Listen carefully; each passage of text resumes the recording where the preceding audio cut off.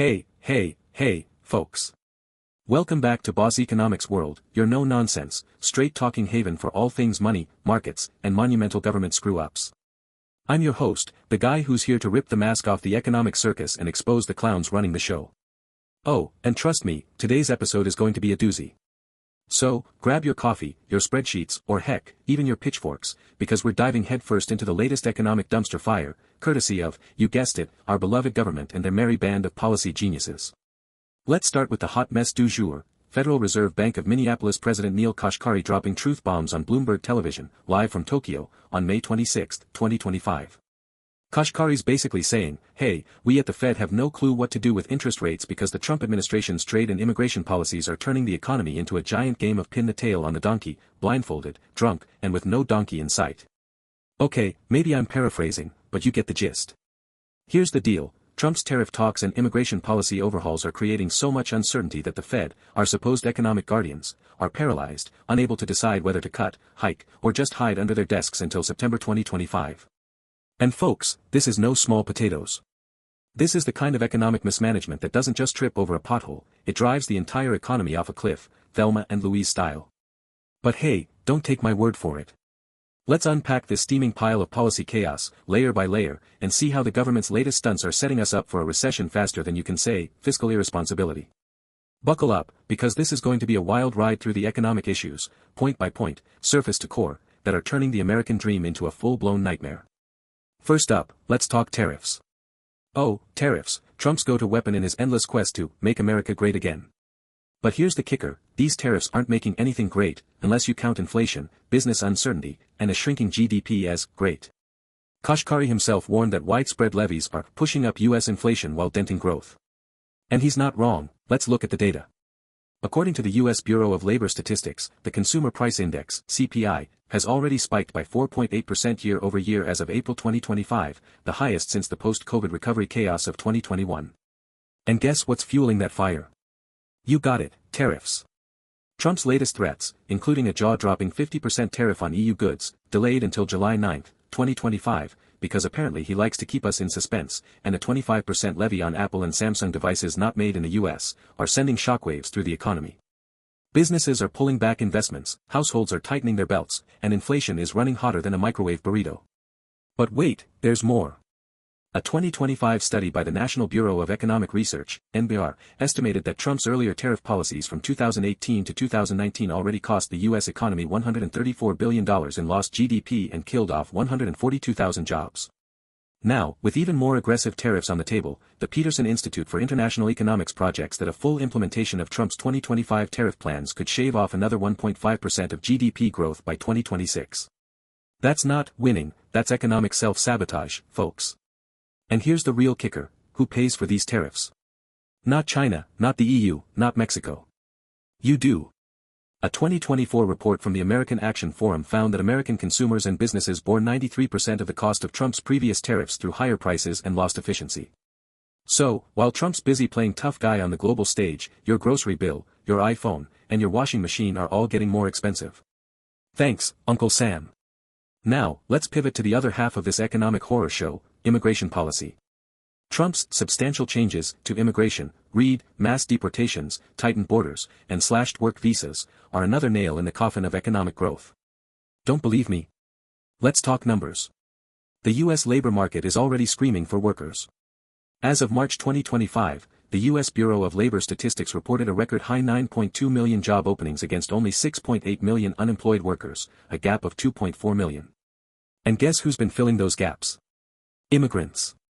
According to a 2024 Pew Research Center report, immigrants made up 18.6% of the U.S. workforce, with undocumented workers alone contributing $1.2 trillion to GDP annually, for the Center for American Progress. But now, with Trump's immigration crackdown in full swing, businesses are panicking.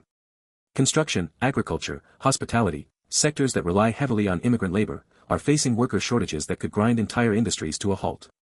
A 2025 analysis by Moody's Analytics predicts that Trump's immigration policies could shrink the U.S. labor force by 1.5 million workers by 2027, costing the economy $280 billion in lost output annually. And that's not even counting the ripple effects, higher wages due to labor shortages, sure, but also higher prices, lower productivity, and a whole lot of help wanted signs gathering dust. Oh, and let's not forget the human cost. Families torn apart, communities destabilized, and a humanitarian crisis at the border, all for what? To appease a political base while tanking the economy? This isn't leadership, it's economic vandalism. Now, let's dig deeper into the core of this mess, the Federal Reserve's paralysis. Kashkari and his Fed buddies are stuck in a policy limbo, unable to move on interest rates because the government's erratic policies are making it impossible to predict where the economy's headed. And folks, this is where the government's mismanagement really shines. The Fed's job is to stabilize the economy, keep inflation in check, unemployment low, and growth steady. But how are they supposed to do that when Trump's throwing tariff grenades and immigration Molotov cocktails every other week? Kashkari himself said, "This uncertainty is potentially weighing on economic activity and creating challenges for us because we are not sure where things are going to settle." Translation, we're flying blind, and it's all the government's fault. Here's the data to back it up. The Economic Policy Uncertainty Index, a widely watched measure of economic unpredictability, hit an all-time high of 312 in April 2025, surpassing even the peaks during the 2020 COVID crisis. And guess what's driving that uncertainty? You got it. Trade wars and immigration chaos, courtesy of the Trump administration. Businesses hate uncertainty, it's why investment in capital expenditures has dropped 14% year over year, according to the U.S. Census Bureau's latest business formation statistics. And let's not forget the Fed's predicament on interest rates. With inflation soaring, the logical move would be to hike rates to cool things down. But with growth slowing, GDP growth was a measly 1.6% in Q1 2025, per the Bureau of Economic Analysis. A rate hike could tip us into a recession. Meanwhile, cutting rates to boost growth would just pour fuel on the inflation fire. The Fed's stuck between a rock and a hard place, and the government's the one holding the sledgehammer. And if all that wasn't bad enough, let's talk about the cherry on top of this economic sundae, Trump's war on the Federal. Last month, Trump was tweeting up a storm, screaming, "Powell's termination cannot come fast enough," only to backtrack days later, claiming he'd never dream of firing Fed Chair Jerome Powell. But here's the thing, even the threat of interference is enough to destabilize the economy. The Fed's independence is sacred, it's what keeps monetary policy free from political meddling. But Trump's itching to get his hands on the steering wheel, and the Supreme Court's recent ruling on May 25, 2025, didn't exactly slam the door shut. While the court shielded the Fed from outright firings, it left wiggle room for Trump to demote Powell or pressure the central bank into submission. And folks, this isn't just a political sideshow, it's an economic disaster in the making. A 2024 study by the International Monetary Fund, IMF, found that countries with less central bank independence experience 1.2% higher inflation and 0.8% lower GDP growth on average. Why? Because when politicians meddle, monetary policy becomes a tool for short-term political gain, not long-term economic stability. If Trump gets his way, we could be looking at a Fed that's forced to slash rates to juice the economy ahead of the 2026 midterms, even if it means hyperinflation down the road. Sound familiar? It should, it's the playbook of every failed economic regime from Argentina to Zimbabwe. So, let's zoom out and look at the big picture. What do we have? Tariffs jacking up prices and killing growth. Immigration policies choking off labor supply and productivity. A Fed paralyzed by uncertainty and under siege from political interference. And all of this, folks, is happening because of government mismanagement. This isn't the invisible hand of the market at work, this is the very visible fist of the government smashing the economy to bits. And the data doesn't lie. The Conference Board's leading economic index, a key predictor of recessions, has been flashing red for 3 straight months, with a 0.6% decline in April 2025 alone. Meanwhile, consumer confidence, as measured by the University of Michigan's Consumer Sentiment Index, has plummeted to 62.7, its lowest since the depths of the COVID crisis. Businesses are scared, consumers are broke, and the government's response is to double down on policies that are making everything worse. So, there you have it, folks, the latest chapter in the government's ongoing saga of economic incompetence. Tariffs, immigration chaos, Fed paralysis, and a constitutional crisis, all rolled into one giant economic train wreck. And who's to blame? You guessed it, the clowns in Washington, led by none other than our tariff-tweeting, Fed-bashing ringmaster, Donald Trump.